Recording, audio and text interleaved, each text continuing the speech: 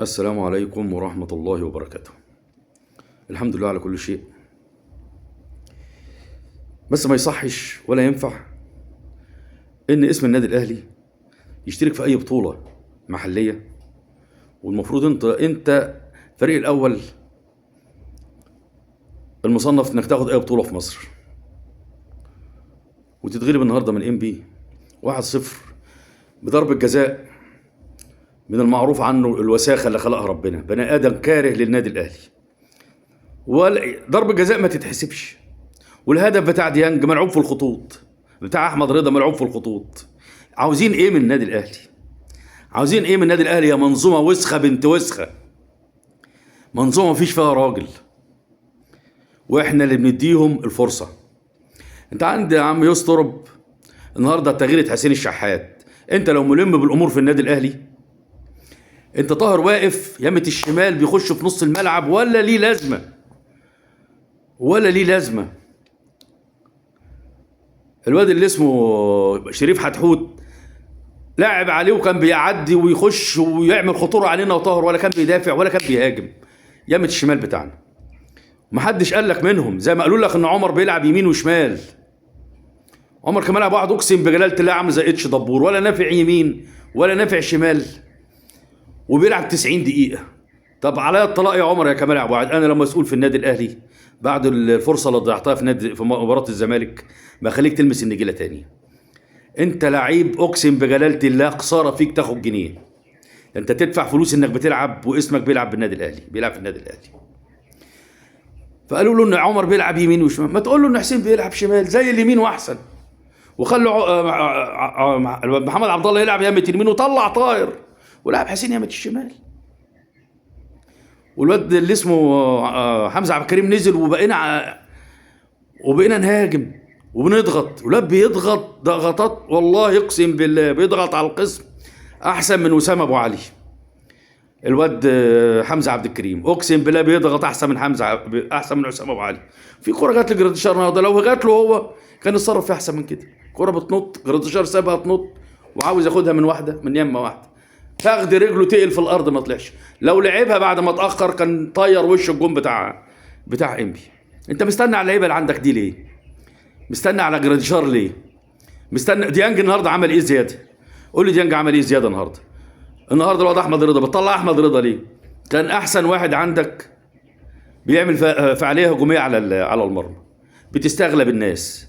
عيل غلبان رحت مطلعه وسايب احمد نبيل كوكا يعك ولمسات كلها ميس باص، وديانج تايه. ديانج ده لو بيفهم الكره اللي اتعملت اللي حسبها اوفسايد دي، لو بيفهم وبيشغل دماغه هو بعينيك تشوف اخر واحد بيلعب جنب منك بعينيك زي ما كان ابو تريكه بيعمل. اخر فانيلا تاخد على اخر فانيلا وتمشي، هتخلي كلاب زي دي الكره اصلا فيها شك ان هي جون تتلعب في الخطوط بتاعت الاوفسايد. ما علينا، احنا كده كده هنصعد، ده بياخدوا اول وتاني وبياخد التالت. البطوله دي لازم ناخدها السنه دي.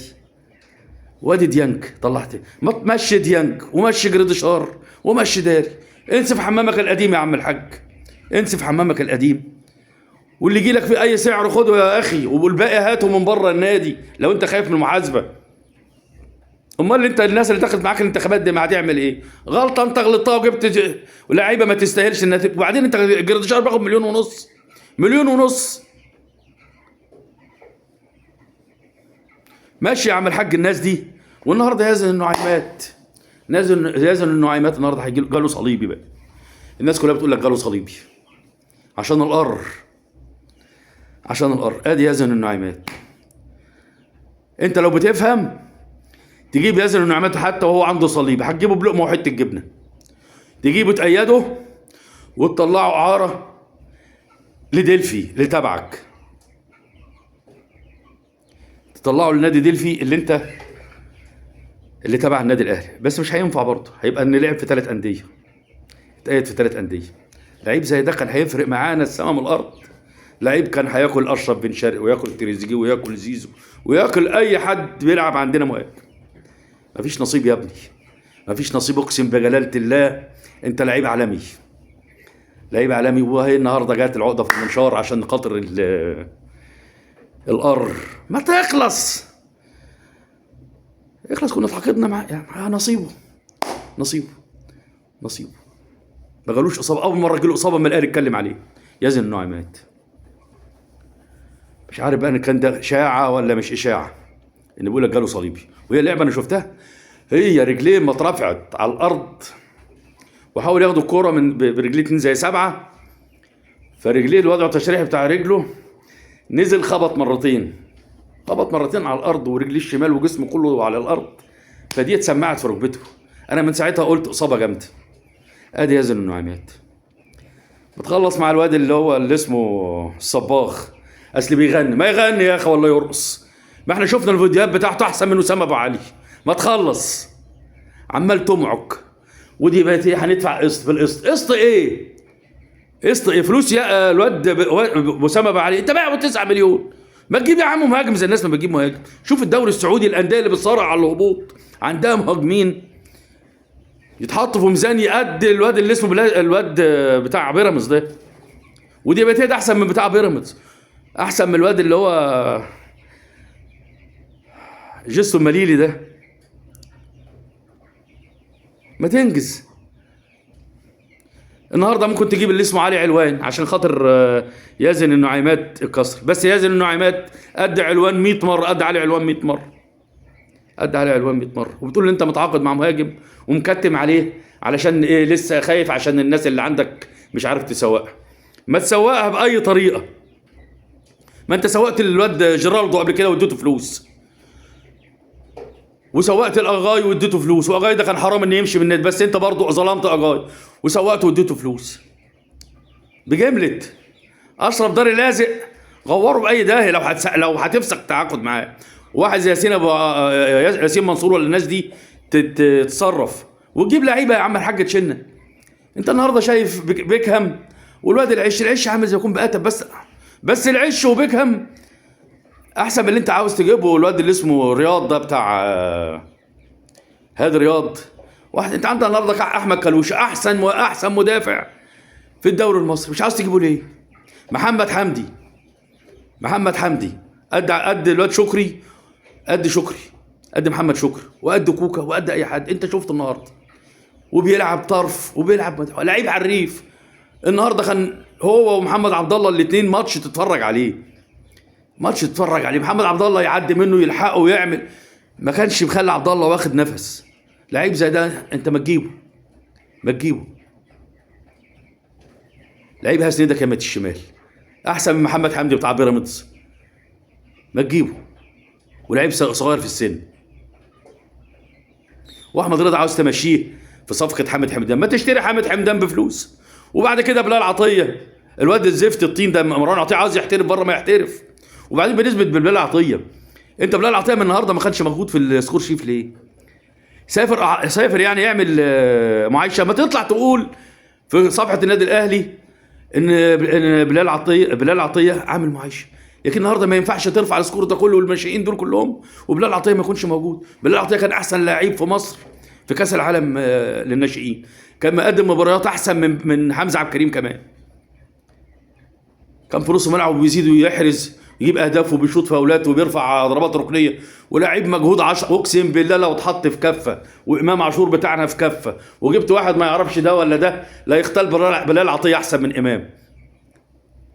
حرام. انت ضيعت كده قبل كده شادي عبد الكريم، ما تضيعش العيال دي. شادي عبد الكريم النهارده بيلعب درجه ثالثه، انت لو ايدته فريق اول حتى يا راجل واستحملته سنه لحد ما يستفاد ما يرجع مستواه، بدل ما تسيبه فري وراح الاسماعيلي ما اتفقش معاهم وراح هنا ضيعته. قعد يجي 6-7 اشهر ما بيتدربش لحد ما بيلعب في نادي درجه ثالثه. لعيب انا ما شفتش لعيب مهاري دخل النادي الاهلي زي الواد. شوف وليد سليمان كان مهاري، اقسم بالله شاد احسن منه. محمد عبد الله شاد احسن منه. الواد حمزه عبد الكريم شاد رضوان احسن منه. اي حد مهاري عندك في خط الهجوم ما يجيش رباط في جزمه شادي رضوان. ده كان بيرقص 5-6 لعيبه. ما تشوفوا الاهداف بتاعته. انت بتفرط ليه يا كابتن؟ بتفرط ليه؟ ما تشيء. انت كان عندك الواد الاولاني مش عارف اسمه ايه، عبد العظيم، برضه نفس القصه، واللعيب ما كملش 25 سنه واعتزل. لازم نبص للناشئين. النهارده نزل الواد ابن سيد معوض، اقسم بجلاله الله رجليه تلف حرير. ابن سيد معوض النهارده عمر لو كان ابوه ما طلعش مع ابراهيم فايق وقال ابني ما حدش بيسال فيه، ما كانش طلع النهارده. ودينا شفناه، اقسم بالله احسن من الواد كوك لو لعب في نص الملعب، احسن من اي حد لو لعب باك شمال ويلعب طرف شمال ويلعب طرف يمين ويبقى رجليه الشمال داخل الملعب. لعيب زي ده ما يطلعش ليه؟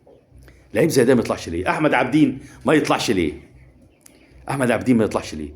احنا عندنا المهاجمين بتوعنا عاوزين قنبله هيروشيما، تخلصنا منهم بياسر.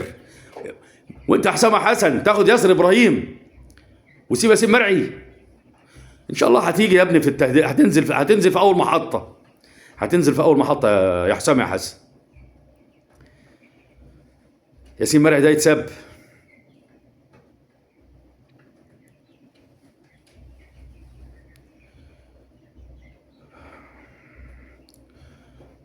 ان شاء الله بالتوفيق. بس يعني انا عمر كمال يا جدعان، عمر كمال ما ينفعش يلعب ما ينفعش ينزل اصلا، ما ينفعش ينزل ارض الملعب. انت عندك ولد مهند الشامي لو لعب باك شمال احتياطي لمحمد شكري هيبقى احسن منه ما تجيبه يمة الشمال. ده انت بتحسسه انه لعيب مهم، بيلعب يمين وبيلعب شمال وبيلعب طرف، وهو مشمر اللباس لعده بيضه من فوق وما بيرفعش رفعه واحده. ده في كوره النهارده على ال 18 كان هيخطف راح واقع على ظهره. لعيب مخلص، لعيب خلاص، لعيب اقسم بالله. انت بتظلمه لو ما بتلعبه، بتظلمه وما بتلعبه. وانا بيني وبين عمر كمال حاجه ولا ياسر ابراهيم حاجه ولا العالم الفشله دي حاجه. احنا عايزين النادي الاهلي يبقى احسن نادي. يا كابتن محمود اخلص من الناس اللي عندك، انسف حمامك القديم وهات صفقات. انت بتقول بتجيب اللي تحت السن ما بيلعبوش، يا عم هات 4 كبار وهات تحت السن 3 وخلي عندك مكان فاضي للكبار. اي لعيب ظهر قصادك تجيبه، ما تستناش نعل عشان نبيع لعيب، ما تستناش ان احنا نقعد نحتل عشان نبيع لعيب. هات عندك تحت السن وخلي اللي فوق بدل ما تجيب 5 هات خلي 4 ويبقى عندك واحد في اي وقت. عاوز تجيب واحد عقده اتفسخ هتجيبه في اي وقت في الموسم، لكن بتجيب ال5 وتلاقي 2 منهم بيلعبوا ولا 3 وخلاص. واحنا الجماهير اللي بتحرق دمها. اي لعيب بيظهر عندك ما بيطلعش. واحد زي الواد حمزه ده المفروض كان بقى المهاجم الاساسي بتاعك. طاهر ايه يا عم الحاج، وجراد شر ايه، ومحمد شريف ايه يا عم الحاج؟ ده من غير كلام كده الواد حمزه عبد الكريم هو يتحط الاول وتحط باقي الفريق عليه، باقي الفريق عليه. تعبنا خلاص، تعبنا اقسم بالله. عمر كمال، بيكهام، العش، ياسر ابراهيم، اللعيبه العاله دي. النهارده الواد اللي اسمه ابراهيم محمد اقسم بالله لعيب 10 على 10 ولسه عيل صغير اللي هو بيقولوا عليه ابراهيم الاسيوطي. اقسم بالله الواد ده لو خد لمساته 10 على 10 وبيخش وسريع في الكره بتاعته عامل زي سيد عبد الحفيظ اول ما طلع. اللعيب ده لو خد فرصه ولا لعب ماتشين 3 في الرابطه هيبقى احتياطي لمحمد هاني، وتمشي عم عمر كمال في توديه سيراميكا زي ما عاوز يروح، وترحمنا يا اخي، ترحمنا من حرقه الدم اللي احنا فيه. هو ايه القرف ده؟ انا والله في كلام كتير والله ما عارف انا قلت، اقسم بجلاله الله انا ما مركز قلت ايه. يا السلام عليكم ورحمه الله وبركاته. ربنا يستر على النادي الاهلي يا رب وعلى جماهير النادي الاهلي.